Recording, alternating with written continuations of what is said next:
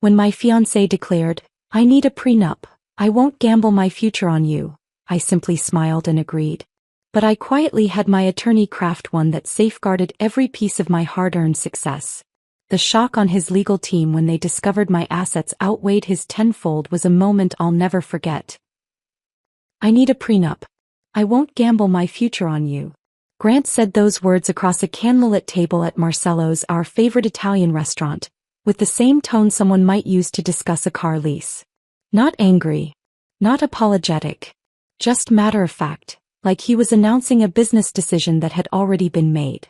I set down my wine glass carefully, keeping my hand steady even though something inside me had just cracked wide open. "A prenup," I repeated, my voice calm. "Okay."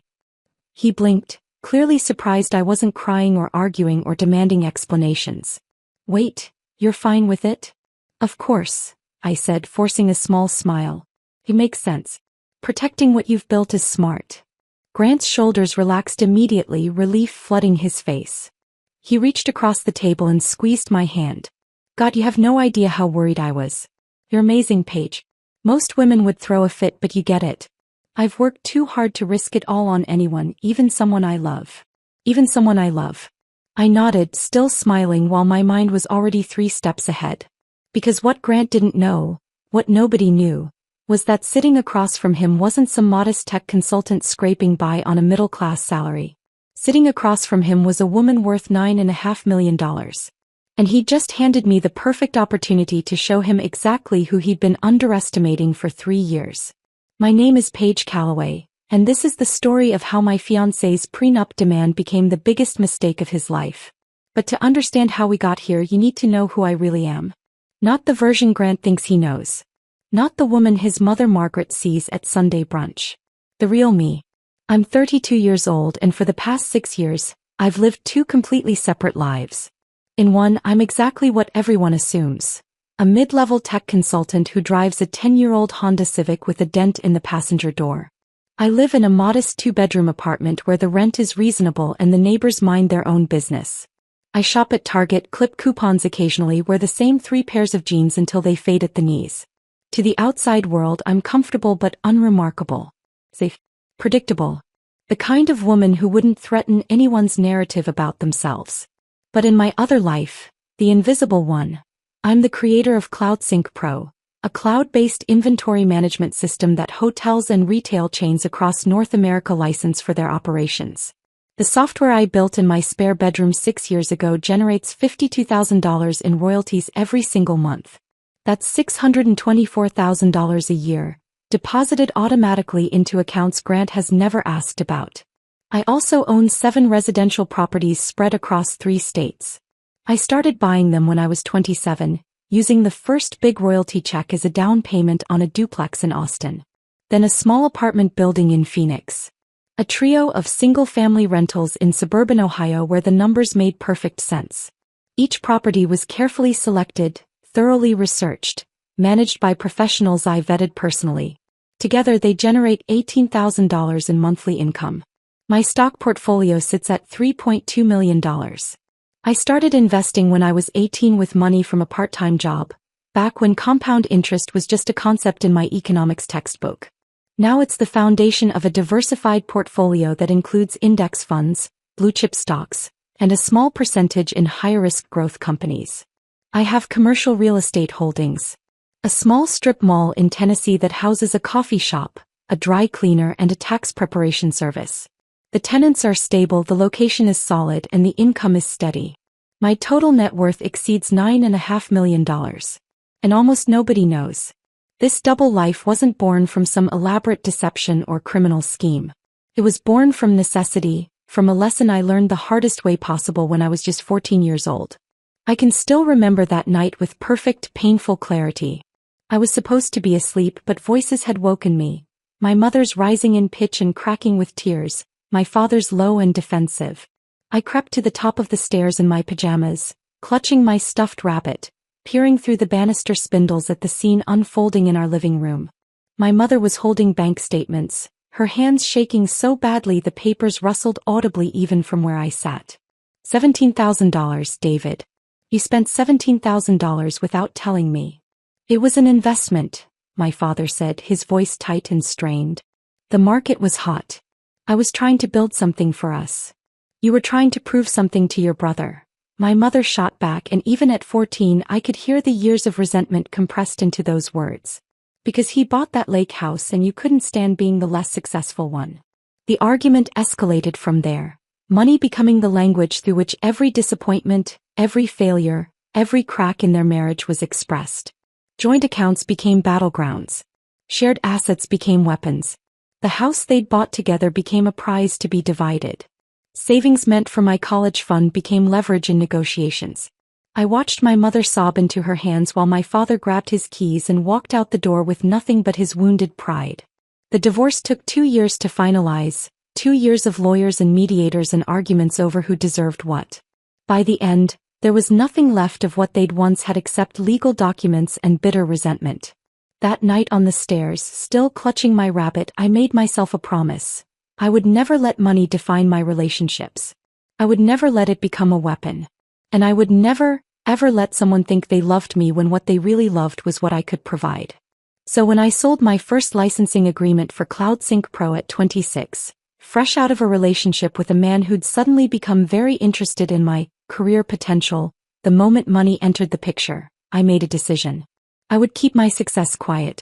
I would live modestly, dress simply, drive an unremarkable car. I would let people see me, just me, before they saw the numbers in my bank account. It worked beautifully for years. I maintained my part-time consulting job, keeping up appearances, staying connected to normal life. I made friends who knew nothing about my real financial situation. I dated occasionally, always keeping the conversation away from specifics about income or assets. Then 3 years ago I met Grant Harrison. We were both at my friend Jessica's wedding, seated at the singles table. That awkward collection of unattached friends and distant cousins the bride and groom hope might pair off and make the seating chart easier next time. Grant was magnetic in a way I hadn't encountered before. Confident without seeming arrogant, ambitious without being ruthless. The kind of man who could tell a story about a difficult client and make it genuinely entertaining. He ran a boutique real estate consultancy called Harrison & Associates. He had business cards with embossed lettering, a polished LinkedIn profile, 3 part-time associates who handled overflow work. He drove a leased Audi Q5, wore what I later learned was a finance Tag Heuer watch, and lived in a trendy industrial loft in the revitalized warehouse district. His business was legitimate but struggling. He had 15 active clients, but at least half of them paid late or haggled over invoices. His overhead, the fancy office space, the associate salaries, the software subscriptions, the marketing, consumed most of his profit. But Grant had mastered something more valuable than actual success. He'd mastered the performance of it. The confidence. The presentation. The ability to walk into a room and make people believe he was exactly who he appeared to be. I admired that hustle, that determination to project strength even when things were uncertain. It reminded me of my own journey, building something from nothing, believing in it before anyone else did. But what I admired even more, what drew me to him in a way I didn't fully understand at first, was that he never asked about my finances. When I told him I was a tech consultant, he accepted it without question. He never pressed for details about my salary, never asked about my apartment or my car or why I always suggested inexpensive restaurants for our dates. He simply assumed I was comfortable but unremarkable. A safe, stable partner who wouldn't threaten his carefully constructed narrative of being the provider, the successful one. And I let him believe it. Because for the first time in years someone was looking at me. Just me. Not my potential. Not what I could offer. Not the possibilities my bank account might represent. Just Paige. The woman who laughed at his jokes. Who listened to his dreams about expanding his consultancy. Who showed up to his business dinners and smiled at his associates and made him feel supported. It felt safe. It felt normal. It felt real. For 3 years we built a comfortable rhythm together. Grant would come home from client meetings energized and animated, telling me about deals he'd landed, often exaggerating their value or timeline. I'd later realize.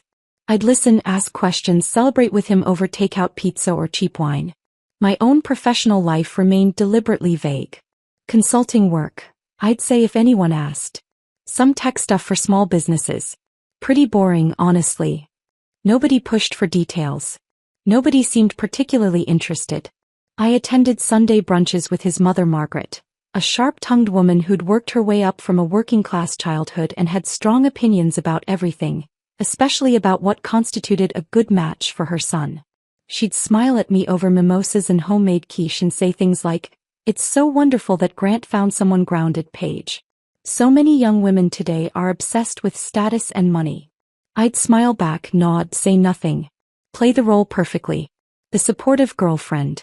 The uncomplicated partner. The woman who was just successful enough to be interesting but not so successful that she'd threaten the delicate balance of Grant's self-image. And it worked. For 3 years it worked beautifully. Until it didn't. The shift started so subtly I almost missed it.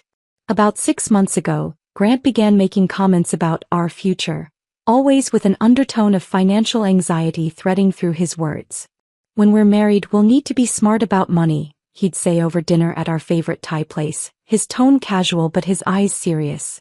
"My dad lost everything in his divorce. The house, half his savings, everything. I won't make the same mistakes."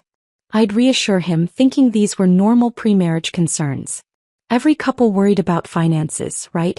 Every person brought some baggage from their parents' relationships into their own. But the comments grew more frequent. More pointed. More specific. He started mentioning friends who'd been destroyed by divorces, talking about prenups as if they were obvious common sense rather than relationship landmines. He'd reference articles he'd read about financial boundaries in marriage, lawyers who specialized in asset protection, the importance of keeping what you've earned. Each comment was small on its own. Insignificant. But together they formed a pattern I couldn't ignore. Grant wasn't just anxious about our future together. He was preparing for our ending. And sitting here at Marcello's, watching him relax now that I'd agreed to his prenup, watching him signal the waiter for another bottle of wine like we were celebrating, I realized something with absolute clarity. Grant had no idea who he was actually protecting himself from. He had no idea that the biggest financial threat in this relationship wasn't me taking something from him. It was him discovering I'd never needed anything from him in the first place.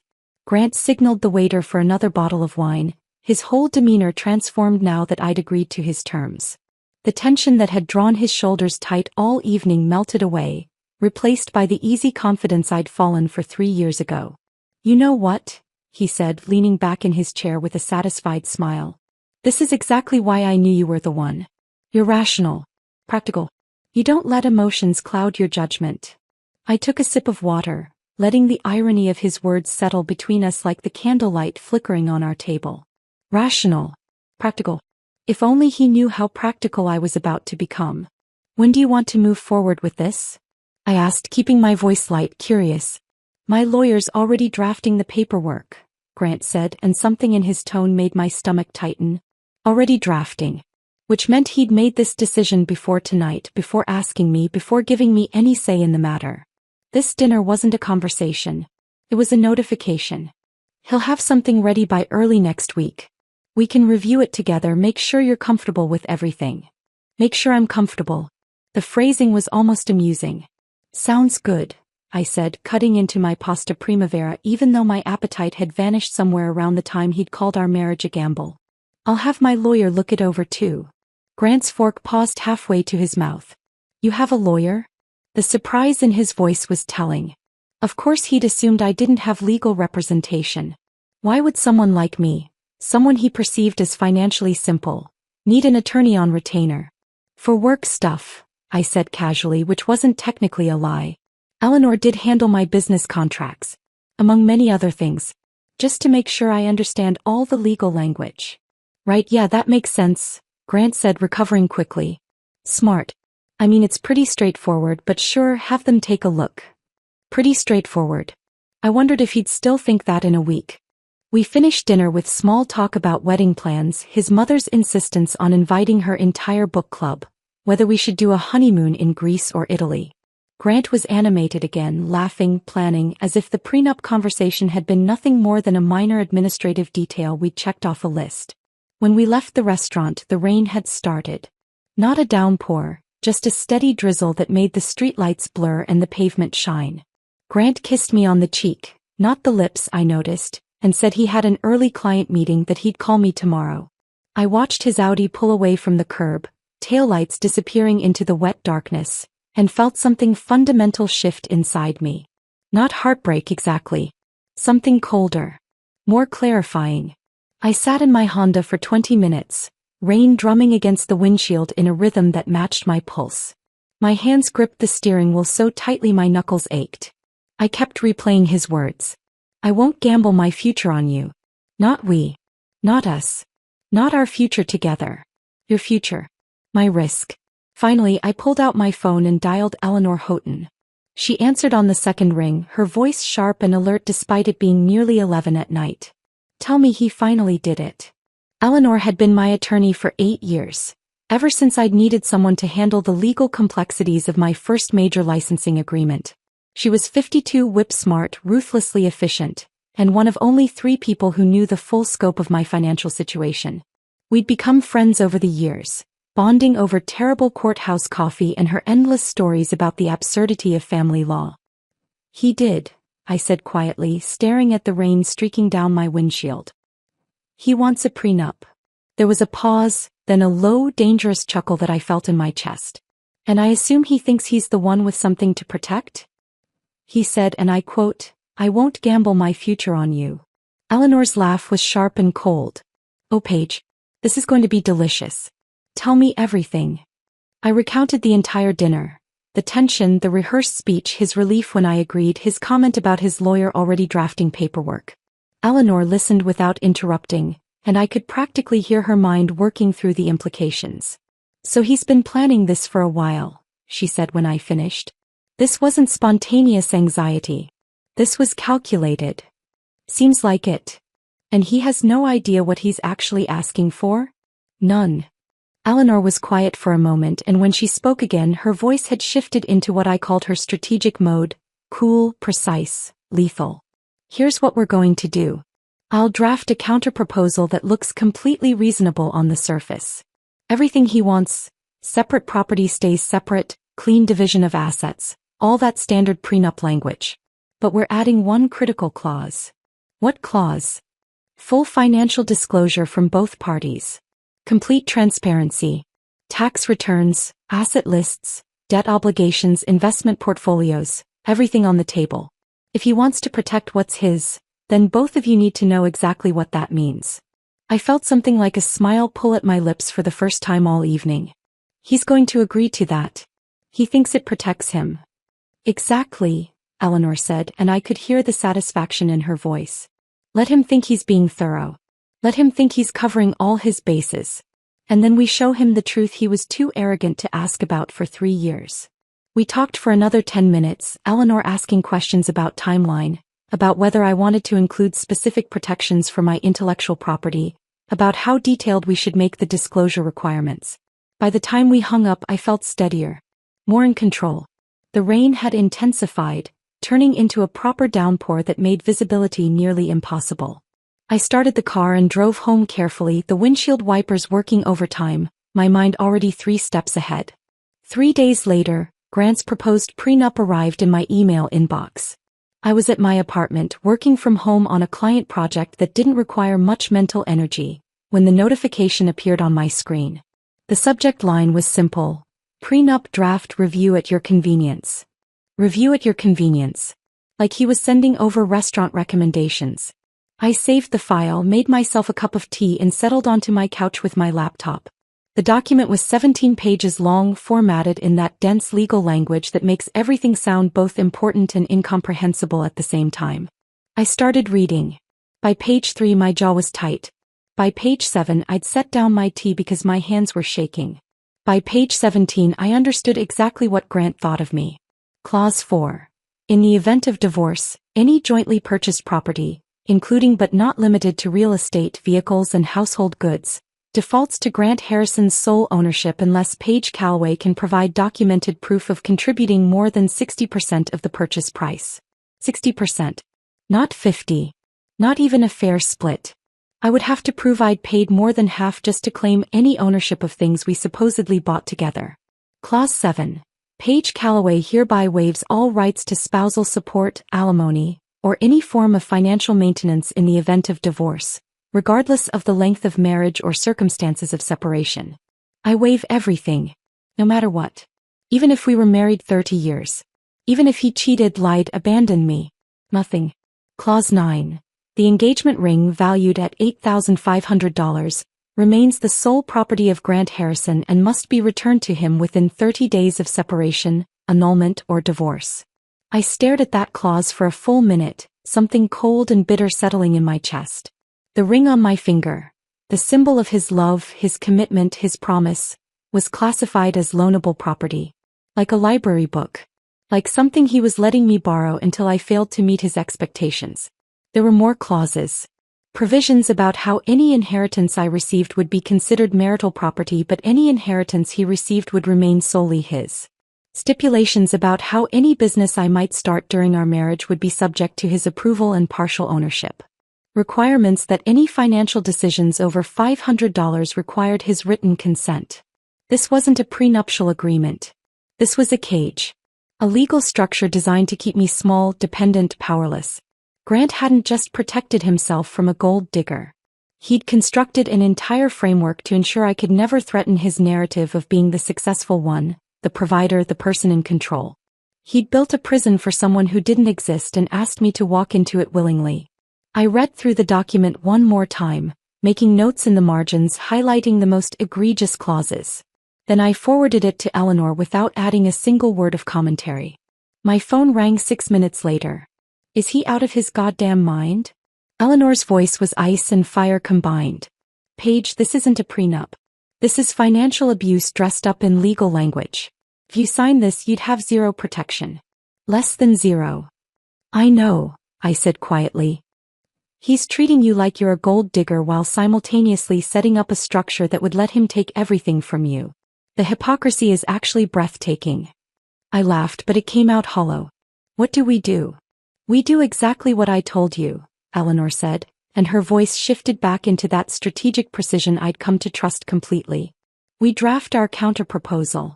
Fair, reasonable, professional.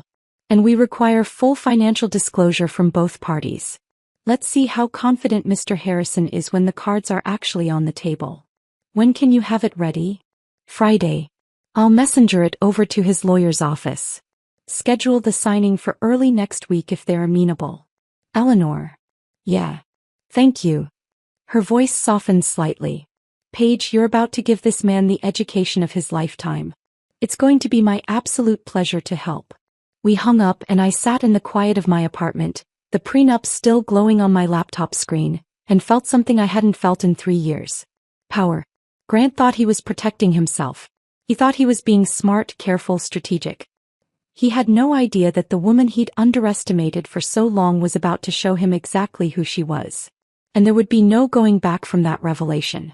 The days that followed felt surreal, like I was living in 2 timelines simultaneously. In one timeline everything was normal. Grant texted me good morning messages with coffee cup emojis. He sent me links to potential honeymoon resorts in Santorini, asking which one I preferred. He called during his lunch breaks to tell me about a new client he'd landed, his voice animated and proud. He was planning our future like the prenup had been nothing more than a minor formality. A box checked, a problem solved. In the other timeline, the real one, I was preparing for war. Eleanor worked fast. By Friday afternoon she'd messengered our counterproposal to Richard Brennan, Grant's attorney. The document was a masterpiece of legal precision. Everything Grant wanted on the surface, wrapped in language that sounded cooperative and reasonable. Separate property remains separate. Clean division of assets. No claims on premarital wealth. But buried in Section 8, subsection C, was the clause that would change everything. Both parties agreed to provide complete and verified financial disclosure, including but not limited to tax returns for the previous 5 years, statements for all bank accounts, investment portfolios, real estate holdings, business valuations, and any other assets exceeding $5,000 in value. Grant's lawyer would see it as standard due diligence.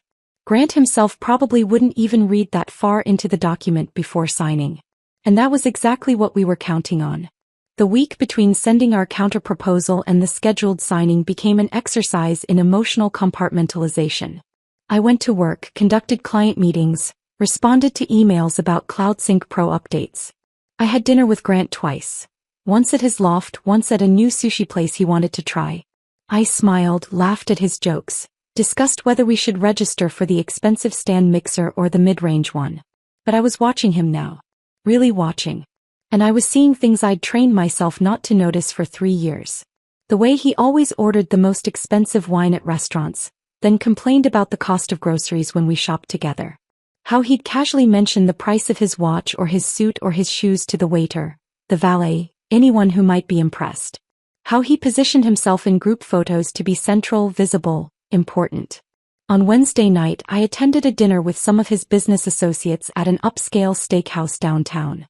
Grant held court at the head of the table, describing a major deal he was closing next week with a commercial developer. I knew from his earlier venting sessions that the developer was still months away from making any decisions, but Grant told the story like it was already done. Harrison and Associates is expanding, he announced, his second bourbon loosening his tongue. We're looking at bringing on 2 more full-time associates, maybe opening a satellite office in Denver.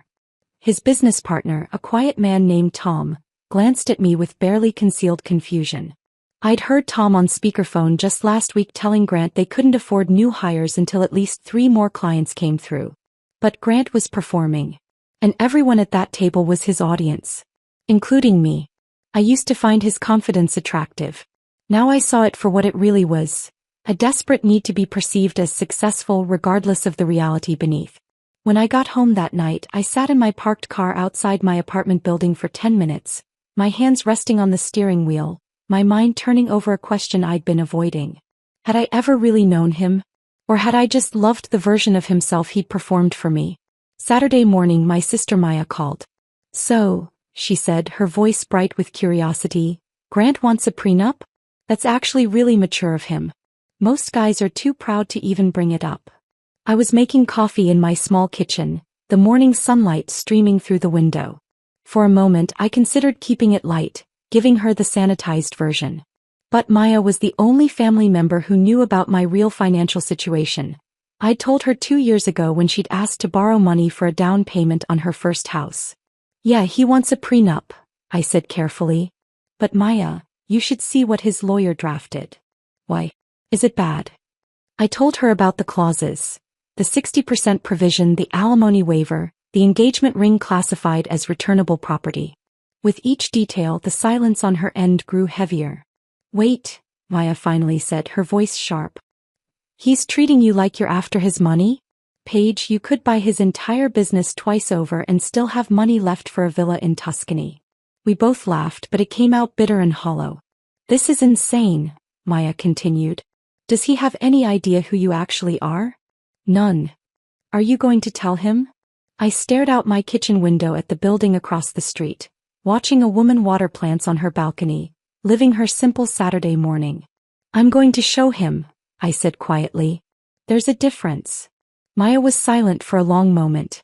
When she spoke again, her voice was softer, more serious. Paige, are you sure about this? Once he knows, you can't unknow it. This is going to change everything. It's already changed, I said. He just doesn't realize it yet. Okay, Maya said. Then let him see who he's been underestimating. Let him see exactly who he tried to cage. After we hung up, I felt something crystallize inside me. This wasn't about revenge. This wasn't about humiliation. This was about truth. For 3 years, I'd hidden myself to see if Grant would love me without the complication of money.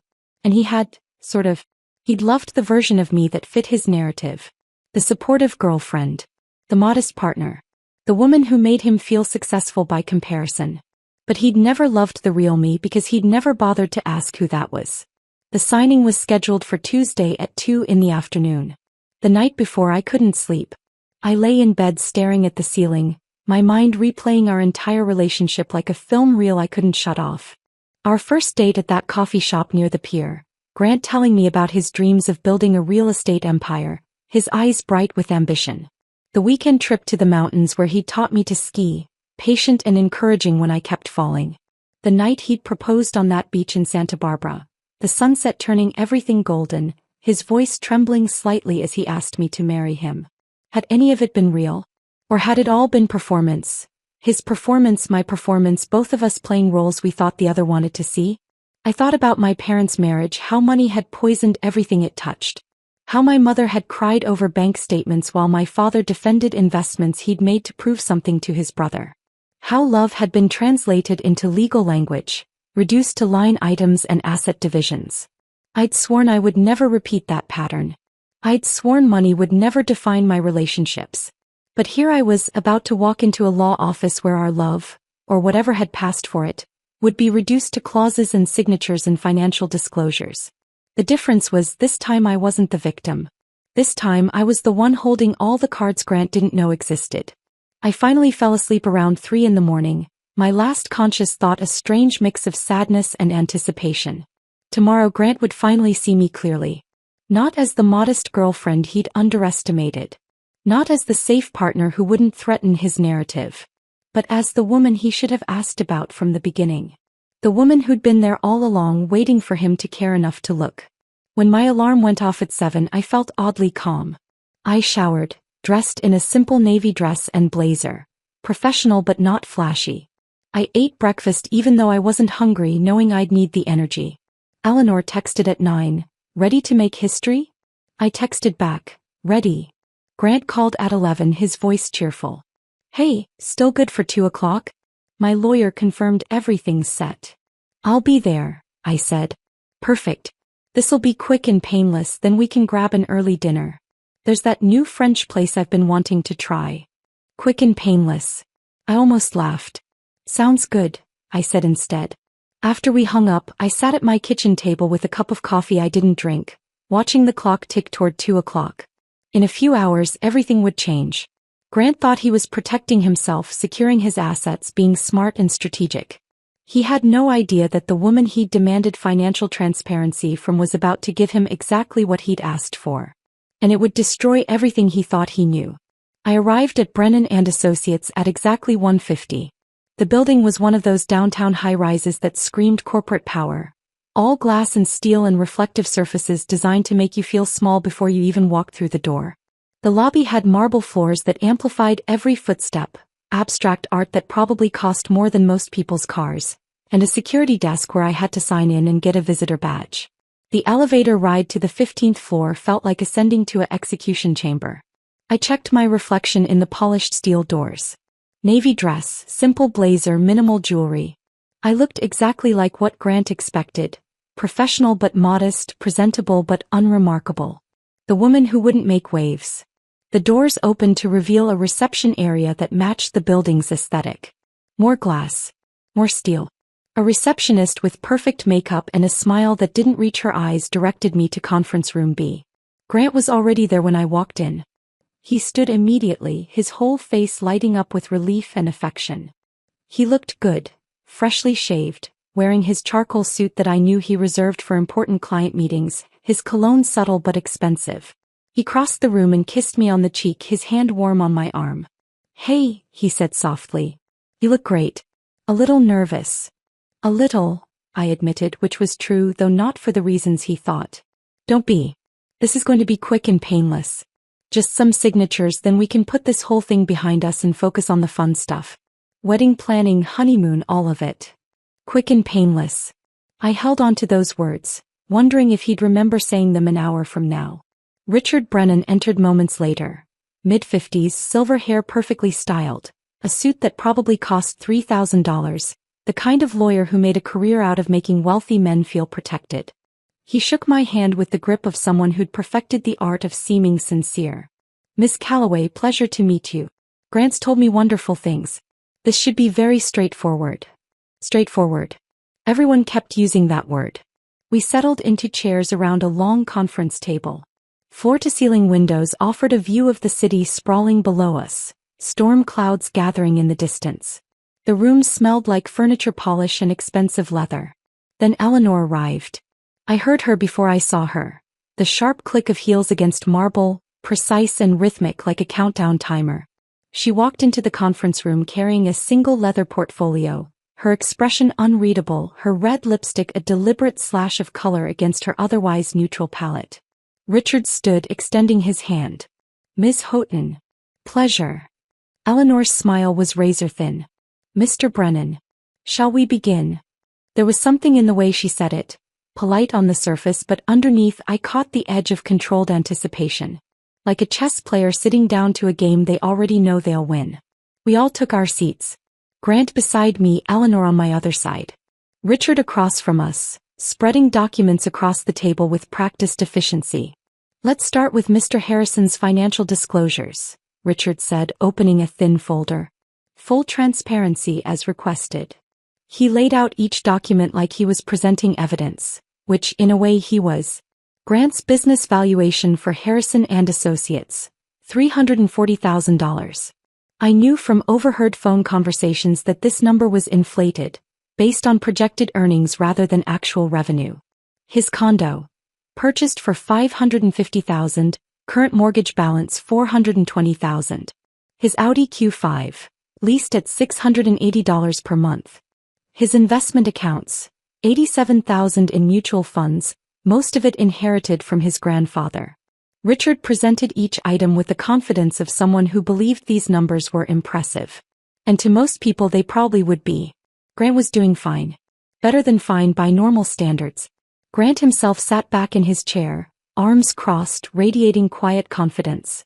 This was his moment. The successful businessman, the provider, the man who'd built something worth protecting.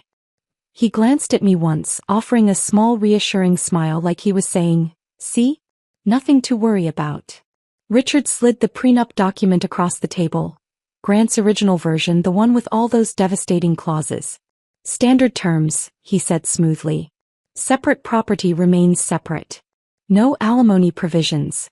Clean division in the event of, well, the unlikely event of dissolution. Very straightforward." Grant nodded, his expression satisfied. In his mind this was already over. We'd sign, shake hands, maybe take a photo to commemorate being responsible adults. Then dinner at that French place, wine, celebration. He had no idea what was about to happen. Eleanor didn't touch the document Richard had pushed toward us. Instead she opened her portfolio with deliberate, almost theatrical calm, and pulled out a significantly thicker file. "We've prepared a counter-proposal," she said, her voice clinical and professional, every word precisely articulated. "My client agrees to most of Mr. Harrison's terms with one minor adjustment." Richard's eyebrows rose slightly. "Adjustment. Both parties must provide complete financial disclosure." Eleanor's tone remained perfectly neutral, like she was discussing the weather. "Tax returns for the previous 5 years, statements for all accounts, investment portfolios, real estate holdings, business interests. The full picture." Richard frowned, glancing at the documents he'd already presented. "We've already provided Mr. Harrison's financial disclosures." "Mr. Harrison has provided his disclosures," Eleanor interrupted smoothly, her voice pleasant but firm. "Miss Calloway has not." Grant turned to me, confusion flickering across his face, followed by something that looked like annoyance. "Paige, you don't need to. I mean, we're not trying to make this complicated." I looked at him, really looked at him, and felt something inside me go very still and very quiet. "Actually, I do," I said softly. "If we're going to be transparent, let's be completely transparent." Eleanor slid the folder across the table. It landed with a thud that seemed to reverberate through the entire room, heavy with implications Grant couldn't yet understand. Richard opened it. I watched his expression shift in real time, professional neutrality cracking into confusion, then widening into shock, then settling into something close to panic. His lips moved silently as he scanned the first page, then flipped to the second, then the third, his eyes darting faster and faster across the numbers. Grant, impatient now, reached over and grabbed one of the sheets from the folder. The color drained from his face so quickly I thought he might actually faint. "What?" His voice came out barely above a whisper. "What is this?" I met his eyes, keeping my own voice steady, calm. "My financial disclosure. Exactly what you asked for." Eleanor's voice cut through the silence, clinical and precise. "Ms. Calloway is the creator of CloudSync Pro, a cloud-based inventory management system currently licensed by major hotel chains and retail operations across North America. The software generates $52,000 monthly in licensing fees." "Stop." Grant's voice cracked like breaking glass. But Eleanor continued, relentless. "She owns 7 rental properties across 3 states, producing $18,000 in monthly income. Her investment portfolio is valued at $3.2 million. Her commercial real estate holdings generate an additional. I said stop. Grant was on his feet now, his chair scraping violently against the floor, the sound harsh and discordant in the quiet conference room. He was staring at me like I'd suddenly become a stranger. Like the woman he'd been sitting next to had been replaced by someone he'd never seen before. Paige. My name came out jagged, confused, almost pleading. This can't be real. It's real, I said quietly. Verified and documented. Every number in that folder has supporting documentation. Tax returns, bank statements, property deeds, licensing agreements. It's all there. Grant's hands trembled as he flipped through more pages, his breathing getting faster, shallower. You've been lying to me this whole time? You let me believe. I never lied, I interrupted gently but firmly. You never asked. Never asked. His voice rose, cracking with emotion. You let me think you sat there for 3 years while He couldn't finish. His face was cycling through emotions so quickly I could barely track them. Betrayal. Humiliation. Bigger. Richard cleared his throat, trying desperately to regain some professional composure. Perhaps we should take a brief recess too. No. Grant's voice was sharp, wounded. He turned to me, his eyes searching my face like he was trying to find something he recognized. Why didn't you tell me? The question hung in the air between us, heavy with everything we'd never said to each other. Because I wanted you to love me, I said, and my voice came out smaller than I'd intended, more vulnerable. Not my bank account. Grant's jaw clenched. That's not. Everyone's going to think I'm marrying up. They'll think I'm some kind of. He couldn't say it. But I heard it anyway. Gold digger. The kept man. All the things his prenup had been designed to protect him from being seen as. And there was. Not heartbreak. Not betrayal. Not even anger at being deceived. Embarrassment. Grant wasn't hurt that I'd kept a secret. He was humiliated that I'd made him look small. Eleanor closed her folder with a soft snap that sounded like a judge's gavel. The silence in that conference room was absolute. And I knew with complete certainty that nothing would ever be the same. The silence in that conference room stretched so long I could hear the air conditioning vent humming overhead.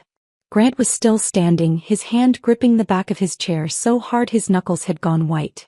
The papers from my financial disclosure were scattered across the table where he'd dropped them, property deeds and licensing agreements and bank statements, creating a paper trail of everything he'd never bothered to ask about. Richard Brennan was the first to speak, his voice carefully controlled, professional training overriding his obvious discomfort. Perhaps we should take a brief recess to review these documents more thoroughly and reconvene. No. Grant's voice came out sharp, almost violent in the quiet room. I need to understand this. Right now. He turned to me and I saw something in his eyes I'd never seen before. Not anger exactly. Something rawer than that. More desperate. Why? The single word came out strangled. Why didn't you tell me? I took a breath, choosing my words carefully. Because I wanted you to love me. Not my bank account. That's not. He stopped, his jaw working like he was physically chewing on words he couldn't quite say. Everyone's going to think I'm marrying up. My clients, my business partners, my mother, they'll all think I'm some kind of. He couldn't finish. Couldn't say the word out loud. Gold digger. The exact things his prenup had been designed to protect him from being perceived as. Grant, I said quietly, this doesn't have to change anything. We can still. Doesn't have to change anything? His laugh was sharp and bitter. Paige, you've been sitting on nearly $10 million while I've been. He gestured wildly at his own disclosure documents. While I've been bragging about landing a $20,000 client like it's some major achievement. Do you have any idea how that makes me look? There was again. How it made him look. Not how it made him feel. Not what it meant for our relationship. Just the optics. The performance. Eleanor stood smoothly, her expression professionally neutral. If you'd like to proceed with a fair, balanced prenup that protects both parties equally, we can draft new terms that. Otherwise nothing, Grant snapped, grabbing his jacket from where it hung on the back of his chair. His movements were jerky, uncontrolled like a marionette with tangled strings. I need air. I can't, I need to get out of here. He moved toward the door. Richard Brennan jumped to his feet, papers scattering. Grant, we really should discuss the next steps before. But Grant was already gone, yanking the conference room door open and disappearing into the hallway. The door slammed behind him with a crack so sharp I flinched. Richard stood frozen for a moment, his face flushed, clearly torn between maintaining professional composure and chasing after his client. Finally, he turned to us, attempting to smooth his expression into something appropriately apologetic. I sincerely apologize for my client's reaction, he said, his voice tight. This information is unexpected. We'll need some time to process and discuss how to proceed. Eleanor's expression didn't shift. Of course. We'll await your response, Mr. Brennan. Richard gathered his papers with hands that weren't quite steady, mumbled another apology and left. The door clicked shut behind him with a finality that seemed to echo in the suddenly quiet room. Eleanor sank back into her chair, and for the first time since we'd arrived, she allowed herself a small, satisfied smile. Well, she said. That went better than expected. I couldn't move. I sat staring at the scattered papers across the conference table, Grant's modest financial disclosures on one side, my extensive documentation on the other, like competing stories about who we were and what we'd built. My hands were shaking. I hid them under the table, pressing my palms against my thighs, trying to steady myself. For 6 years I'd hidden my wealth. For 3 years with Grant specifically. All because I'd wanted to be loved for myself, not for what I could provide. I'd wanted someone to see me, just me, before they saw the numbers. And Grant had. Sort of. He'd seen the version of me that fit comfortably into his narrative. The supportive girlfriend. The modest partner. The woman who made him feel successful by comparison. But watching him discover the truth, watching his entire self-image crumble in real time, I realized something that made my chest ache. Money didn't just reveal people. It destroyed the masks they'd spent years perfecting. Anne Grant's mask, the confident entrepreneur, the successful provider, the man in control, had just shattered into 1,000 irreparable pieces. Paige. Eleanor's voice broke through my thoughts, softer now, concerned. Are you all right? I looked up at her. My eyes were dry, but I felt hollowed out, like someone had scooped everything vital out of my chest and left just the shell. I don't know, I said honestly. I thought I'd feel vindicated. Or satisfied. Or something. But I just feel empty. Eleanor reached across the table and squeezed my hand briefly.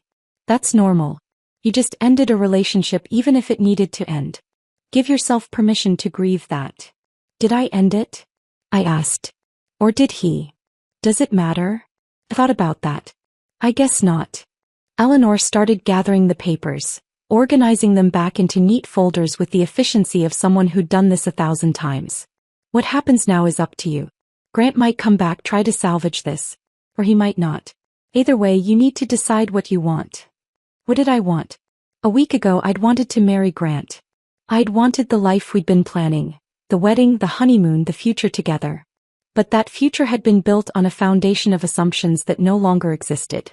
I drove home in a daze, barely remembering the route. My apartment felt too quiet, too empty. I made tea I didn't drink. I stared at my phone like it might ring, even though I wasn't sure I wanted it to. It didn't. That night passed. Then the next day. Then the day after that. Grant's silence was absolute. No calls. No texts.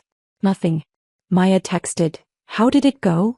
I stared at the message for 5 minutes before typing back, "Tell you later." My mother left a voicemail about wedding invitations, asking if we'd finalized the guest list yet. I deleted it without responding. I went to work. Conducted meetings. Reviewed contracts for CloudSync Pro. Responded to tenant issues at one of my rental properties. I functioned, but it felt like I was watching myself from a distance, like I was an actress playing the role of Paige Calloway going through her normal life. On the third day, I was leaving my apartment building to grab groceries when my phone buzzed. Grant's name appeared on the screen and my heart did something complicated, jumped and sank simultaneously. The message was short, almost curt. Asterisk, we need to talk. My place. Tomorrow. 7 p.m. Asterisk. I stared at those words. No, please. No, when you're ready. Just a command, like he still had some authority over me, over us, over whatever this was. Part of me wanted to refuse. To text back, no, and let that be the end of it. To let our relationship die quietly without drama, without confrontation. But another part, the part that had loved him for 3 years, that had said yes when he proposed on that beach, that still remembered what it felt like when things were good, that part needed to know what he'd say. I stood on the sidewalk outside my building, my thumb hovering over the keyboard. Finally I typed, "Hey." I sent it before I could talk myself out of it. His response came immediately, "Thank you." I shoved my phone in my pocket and walked toward the grocery store, but I couldn't remember what I'd planned to buy. My mind was already jumping ahead to tomorrow night, imagining the conversation we'd have, preparing for whatever Grant was going to say. Would he apologize? Demand an explanation? Try to salvage the relationship? Or would he do what I suspected he might? Try to make this my fault somehow, twist the narrative until he was the victim and I was the deceiver? I didn't know. But tomorrow at 7 I'd find out. The sky overhead was heavy with clouds that hadn't quite decided whether to rain, the air thick with the promise of a storm that might or might not come. I felt the same way, balanced on the edge of something, waiting to see which way I'd fall. The next evening I stood outside Grant's building at exactly 7 o'clock, staring up at the industrial loft conversion that had always seemed so impressive when we first started dating. All exposed brick and floor-to-ceiling windows, the kind of place that screamed urban success even if the mortgage was crushing you. I took a breath and went inside. Grant answered the door within seconds of my knock, like he'd been waiting right there. He looked terrible. His eyes were red-rimmed, shadowed with dark circles that spoke of sleepless nights. His hair wasn't styled the way he usually wore it. He was in jeans and a wrinkled t-shirt. I'd rarely seen him in anything so casual, so unpolished. "Thanks for coming," he said, his voice hoarse. Not warm, not cold. Just strained. He didn't kiss me. Didn't even try. Just stepped aside to let me in. The loft was immaculate as always. Everything in its place. The expensive minimalist furniture arranged just so, the abstract art on the exposed brick walls, the industrial lighting casting carefully designed shadows. It looked like a magazine spread. It had always looked like a magazine spread. I wondered, not for the first time, how much of Grant's life was performance. We sat on opposite ends of his leather couch, a distance that felt deliberate. Symbolic. Grant poured himself a whiskey from the decanter on his coffee table. Expensive scotch, the kind he kept for impressing clients. He didn't offer me one. The silence stretched between us, heavy and uncomfortable. I could hear the ambient noise of the city through the windows. Traffic, distant sirens, the hum of life continuing outside this strange, frozen moment. Finally, Grant spoke. "Paige, I've been thinking." He stared into his glass like it might contain answers. About us. About everything that happened in that conference room. I waited, saying nothing. "I was shocked," he continued. "Obviously. I mean, you have to understand, finding out the person you thought you knew is actually someone completely different. That's a lot to process." "I'm not someone different," I said quietly. "I'm the same person I've always been. You just didn't know everything about me." "Exactly."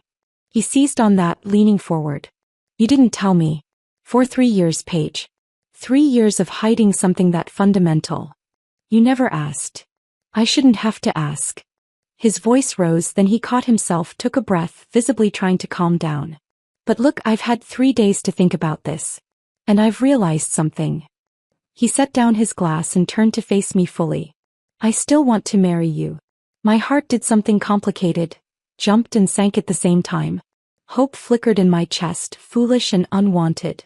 A spark I immediately tried to smother because I knew, somehow, that whatever came next wouldn't be what I wanted to hear.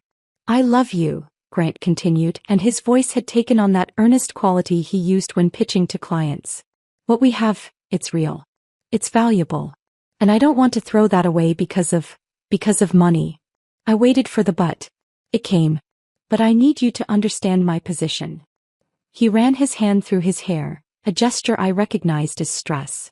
"My business, my reputation, my relationships with clients and investors, they're all built on a certain perception.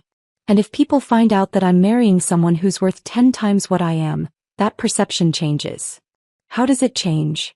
I asked, though I already knew the answer. "I'll look weak," he said bluntly. "Like I couldn't make it on my own. Like I needed someone to prop me up financially. My clients will wonder if you're funding my business. My competitors will use it against me. My mother will. He stopped himself. Your mother will what? He shook his head. It doesn't matter. The point is I found a solution. A way we can make this work. The hope that had flickered moments ago died completely, replaced by something cold and knowing. What solution? I asked, though part of me didn't want to hear it. Grant started pacing, his thinking mode, his planning mode. We sign an NDA. A non-disclosure agreement about your financial situation. Nobody has to know.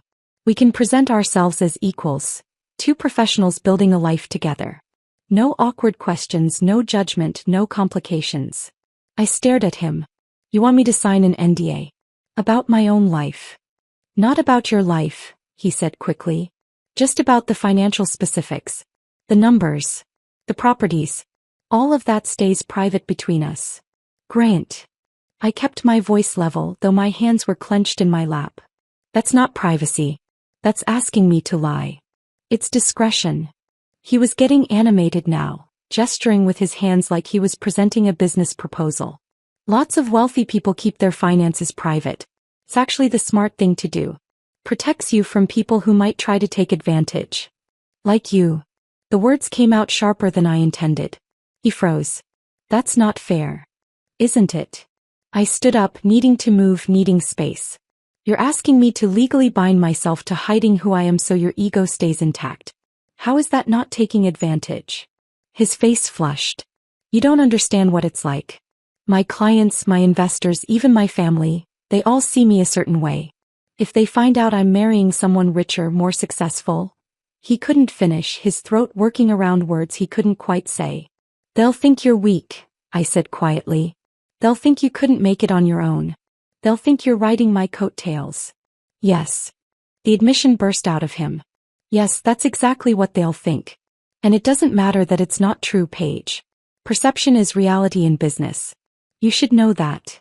I watched him pace, watched him build his case like he was arguing in front of a jury, and suddenly I saw him with absolute clarity.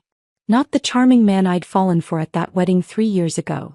Not the ambitious entrepreneur with big dreams and infectious confidence. Not even the insecure person demanding a prenup to protect himself. I saw someone whose entire identity was built on other people's perceptions. Someone who needed to be seen as successful more than he needed to actually be successful. Someone whose self-worth was so fragile that a partner's achievements felt like personal attacks. His confidence had always been performance. His success a carefully maintained illusion. And now, faced with a fiancé who threatened that illusion simply by existing authentically, he wasn't asking me to join his life. He was asking me to shrink so he could stay big.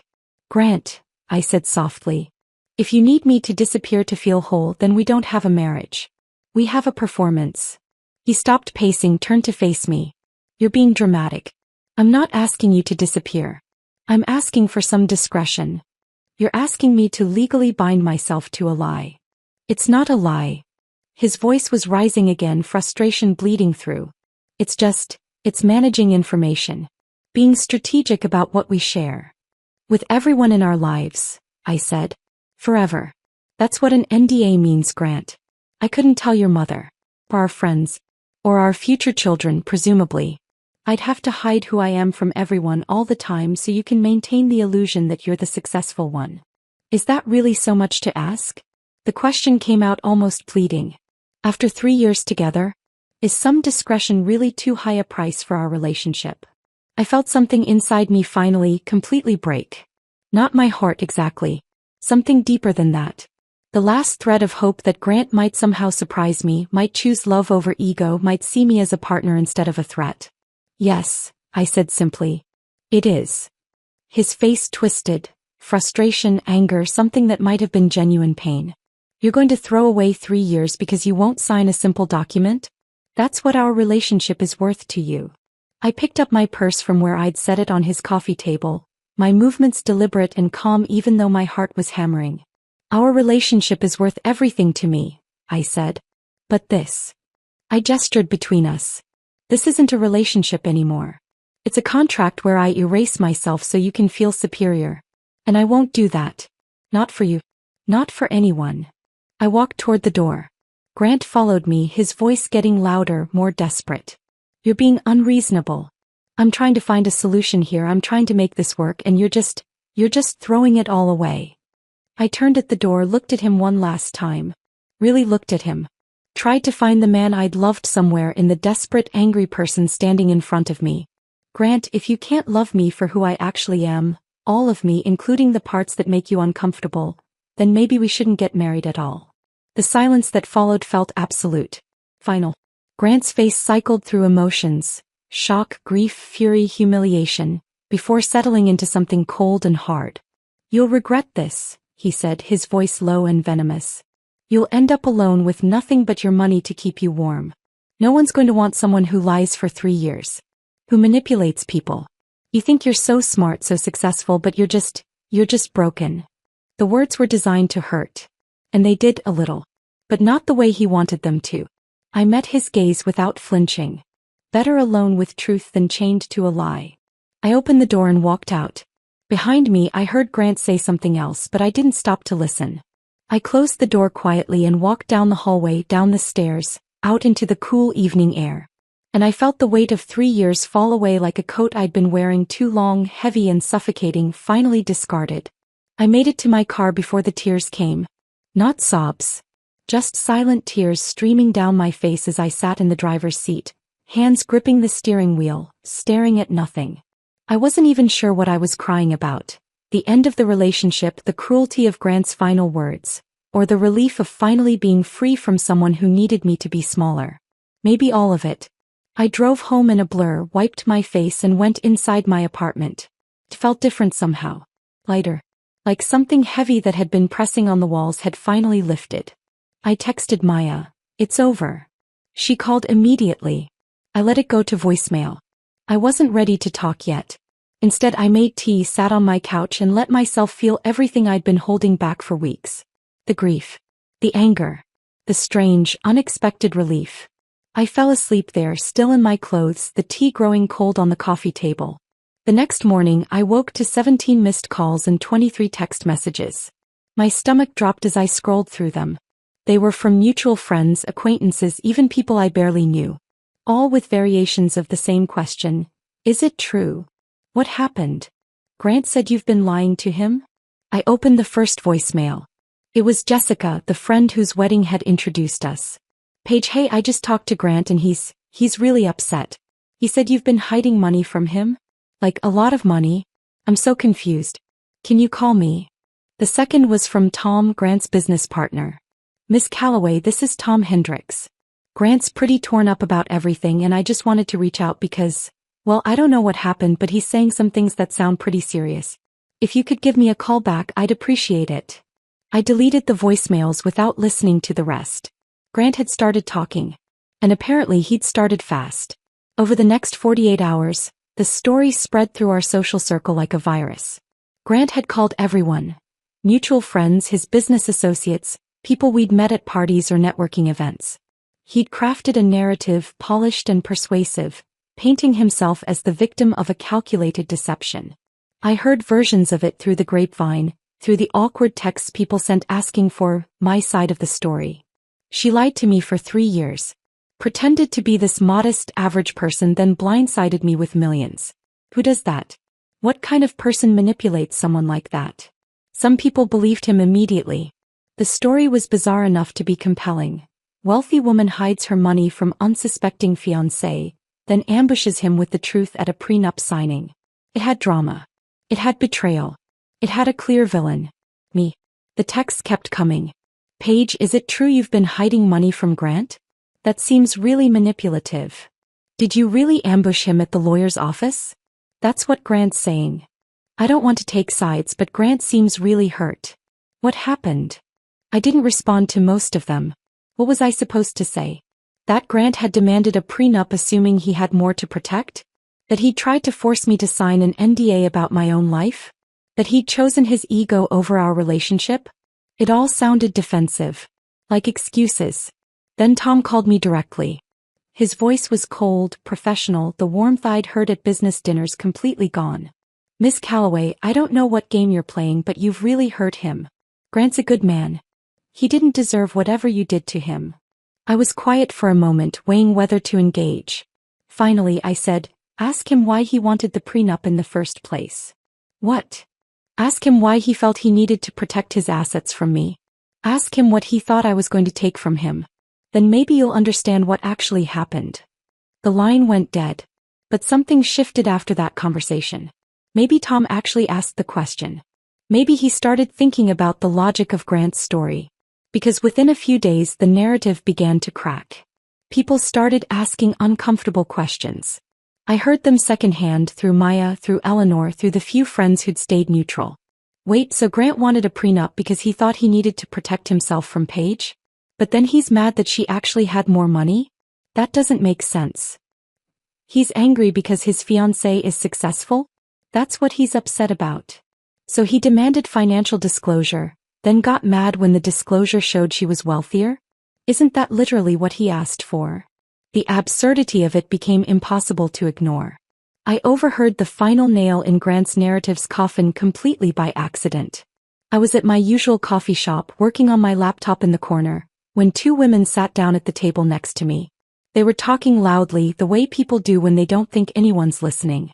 "Did you hear about Grant Harrison?" one of them said. My fingers froze on the keyboard. "The real estate guy?" "Yeah, I heard he and his fiancée broke up." "Something about money?" "He's been telling everyone she deceived him, hid her wealth, manipulated him. But my friend works with his lawyer and apparently the real story is that he demanded a prenup, then lost his mind when he found out she was richer than him. Like significantly richer." "Wait, seriously? So he's mad because his fiancée is accomplished?" "Exactly. Total ego problem. Imagine being threatened by your partner's success. God, that's pathetic. That's literally the dream. Marrying someone successful who doesn't need your money." They laughed and I sat there in my corner, invisible, feeling something close to vindication. Grant's smear campaign was backfiring. Spectacularly. His business associates started distancing themselves. I heard through Eleanor that potential investors were suddenly unreachable, calls going unreturned. Clients were asking pointed questions about his firm's stability, wondering if his personal drama indicated professional instability. The narrative he'd tried to control had escaped his grasp entirely. A week after I walked out of his loft, Margaret called. I almost didn't answer. But curiosity won out. "Paige." Her voice was tight, controlled, vibrating with barely suppressed fury.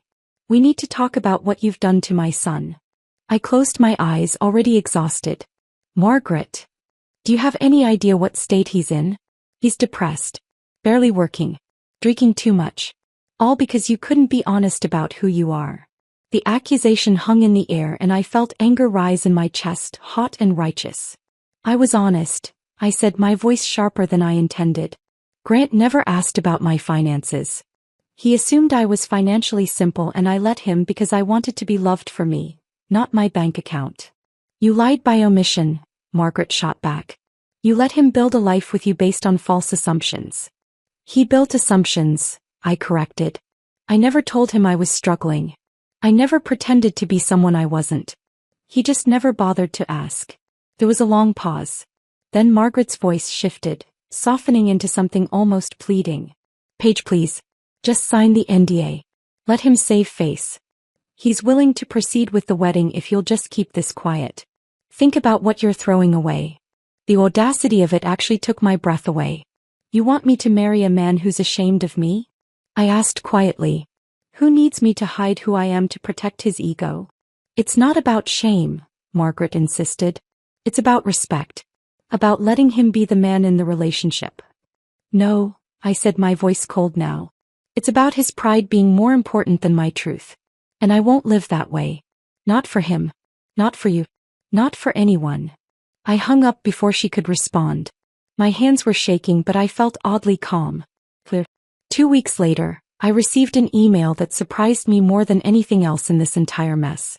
The sender was Richard Brennan, Grant's lawyer. The subject line read, "Professional apology."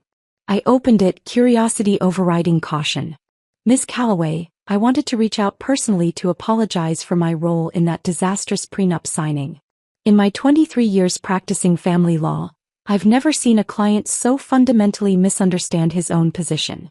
For what it's worth, I've since advised Grant that his narrative isn't sustainable and that he should accept the relationship is over with dignity.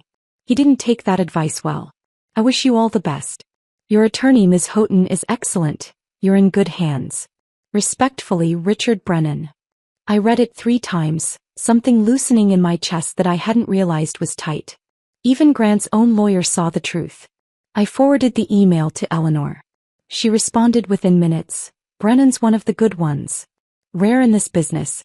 This is his professional way of saying Grant is delusional and you dodged a bullet. I smiled for the first time in weeks. That night, I sat on my balcony with a glass of wine, watching the city lights flicker in the distance and realized something important. Grant had tried to control the narrative. He tried to make himself the victim, to paint me as the deceiver, to salvage his reputation at my expense. And it hadn't worked. Because the truth, however strange or complicated, had a weight that his version of events couldn't match. I wasn't the villain in his story.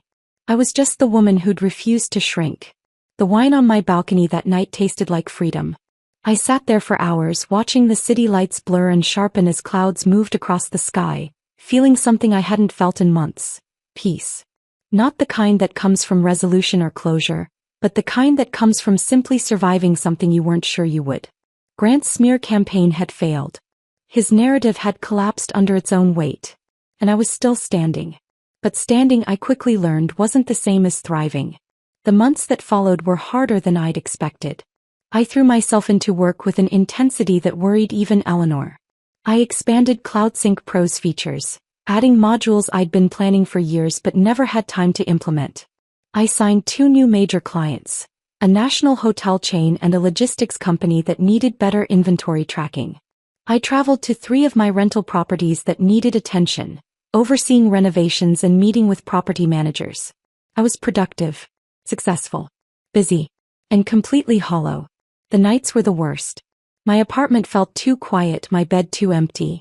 I'd catch myself reaching for my phone to text Grant about something funny that happened, a weird client request, a bizarre news article, anything, then remembering. The muscle memory of our relationship lingered long after the relationship itself had died. Maya visited often, showing up unannounced with takeout and wine, sitting with me in comfortable silence when words felt like too much effort. You did the right thing, she'd say, unprompted, like she could sense my doubts. I know it doesn't feel like it yet, but you did. I'd nod, wanting desperately to believe her. 3 months after the breakup, I started seeing a therapist. Dr. Chin was a calm, methodical woman in her 50s who had a way of asking questions that felt like gentle excavations, carefully unearthing things I'd buried. Tell me about the secrecy, she said during our 4th session. Not the practical reasons. The emotional ones. I shifted in the chair, uncomfortable. I wanted to be loved for me. Not my money. And you believe those things are separate? You and your money? They should be. Should be, Dr. Chin repeated. But are they? I didn't have an answer. Did you hide your wealth to protect yourself? She asked quietly. Or to test him? That question haunted me for weeks. Because the truth was complicated. I'd hidden my wealth for both reasons. To protect myself from people who'd see me as a resource rather than a person, yes. But also, maybe, to see if Grant would love me without knowing the full picture. And when he'd failed that test, when he'd chosen his ego over our relationship, part of me had felt vindicated. But vindication, I was learning, wasn't the same as happiness. 4 months after the breakup, I ran into Grant. I was meeting Eleanor for lunch at a bistro downtown, early on a Tuesday. The place was half empty, quiet enough for conversation. Eleanor was running late. A court appearance had gone long, so I was sitting alone at our table, scrolling through my phone when I felt someone's gaze. I looked up. Grant was across the room, sitting with a man in a business suit I didn't recognize. A client, probably. Grant was mid-sentence, gesturing with his hands, but his eyes had found mine, and for a moment, everything else seemed to fall away. He looked different. Thinner. Older. The confident swagger I'd known so well had been replaced by something diminished, something careful. He said something to his client, then stood and walked over to my table. My heart was hammering, but I kept my face neutral. Paige, he said. His voice was careful, stripped of emotion. Neutral territory. Grant. An awkward silence stretched between us, thick with everything we'd said and everything we hadn't. You look good, he offered finally. Thank you. Another silence. Then Grant took a breath like he was gathering courage. I was an idiot, he said quietly. I know that now. I waited, saying nothing. I let my pride destroy the best thing in my life. His voice was raw, honest in a way I'd rarely heard from him. I've been seeing a therapist. Working on myself. Understanding why I reacted the way I did. And Paige, I'm sorry. For everything. For the prenup. For the NDA. For making your success about my ego. I'm sorry. Part of me, the part that had loved him for 3 years, that had said yes when he proposed, that had imagined a whole life with him, wanted to reach across that gap. To accept the apology. To forgive. Maybe even to try again. But I looked at him. Really looked at him. And I realized something important. The man standing in front of me wasn't someone I wanted to rebuild with. He was someone I'd outgrown. Someone I'd needed to outgrow. I appreciate you saying that, I said gently. I hope you find what you're looking for, Grant. I really do. His face flickered through emotions. Hope, understanding, acceptance, resignation, before settling into something that looked like peace. He nodded. Take care of yourself, Paige. You too. He walked back to his table. I watched him go, and when Eleanor arrived 5 minutes later, breathless and apologetic, I realized I was smiling. Good news? Eleanor asked, sliding into her seat. Just closure, I said. Finally. 6 months after the breakup, Maya dragged me to a community fundraiser. I'd been resisting, making excuses about work, about being tired, about not being ready for social events. But Maya was relentless. You need to get out of your apartment and remember there are good people in the world, she said firmly. Also, you're volunteering whether you like it or not. I already signed you up. The fundraiser was for local schools, held at a community center that smelled like coffee and old books. There were donation tables, bake sales, volunteers sorting through boxes of supplies. It was chaotic and warm and overwhelmingly wholesome. That's where I met Daniel Torres. We were assigned to the same volunteer group, sorting donated books by age level and subject. He was wearing a t-shirt with a faded history pun on it, sneakers that had seen better days, and had the kind of smile that made you want to smile back. Please tell me you're better at organizing than I am, he said, staring at the mountain of books in front of us. Because I teach American history and I can barely keep my own classroom library alphabetized. I laughed, genuinely laughed for the first time in months. We sorted books and talked about his students, who he described with affection and exasperation. About my work, which I kept vague, tech consulting, pretty boring. About our shared love of terrible 80s movies, which we discovered when he made a reference to The Breakfast Club, and I immediately countered with a line from Ferris Bueller. At the end of the night he asked for my number. Just so I can text you recommendations for bad movies, he said with a grin. Purely professional. I gave it to him. We had coffee 3 days later. Then dinner the following week. Then a movie, an intentionally terrible one from the 80s that we both loved ironically. On our 4th date, sitting on his small apartment balcony with cheap wine and pizza from the place down the street, I told him everything. About CloudSync Pro. About the royalties and the properties and the investments. About Grant and the prenup and the conference room confrontation. About hiding who I was because I'd been so afraid of being valued for what I had instead of who I was. I braced myself for the shift. The calculation. The change in his eyes. Daniel listened to everything without interrupting, his expression thoughtful and attentive. When I finished, he was quiet for a long moment. Then he smiled, genuinely, warmly, without reservation. So you're smart and rich, he said. Damn. I really hit the jackpot. I laughed so hard I nearly cried, relief flooding through me like sunlight breaking through months of clouds. Paige, he continued, his tone more serious now. I teach teenagers about the American Revolution for $52,000 a year. I drive a car that's old enough to vote. I'm not intimidated by your success. I'm impressed by it. You built something incredible. That's attractive.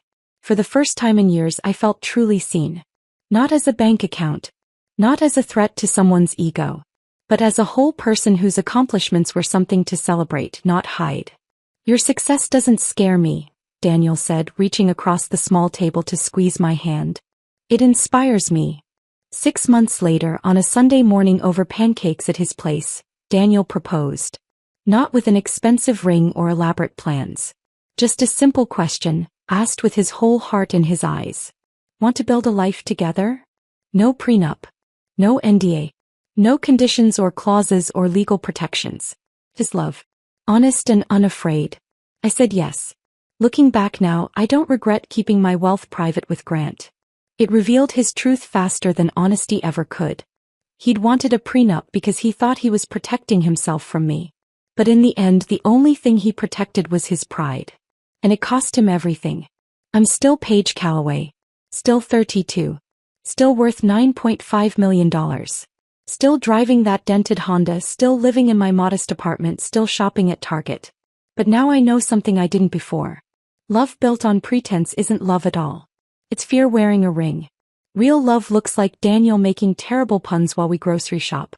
Like him proudly introducing me to his students' parents as my brilliant fiancé who builds software. Like splitting the check at dinner not because either of us has to, but because we want to be partners in everything. Real love doesn't ask you to shrink so someone else can feel tall. It celebrates you at your full height and says, look what we can build together. That's the ending I always deserved. And finally, I have it. If this story of Paige's ultimate power move had you hooked from start to finish, hit that like button right now. My favorite part was when Eleanor slid that thick folder across the table and Grant's face went completely white. What was your favorite moment? Drop it in the comments below. Don't miss more empowering stories like this.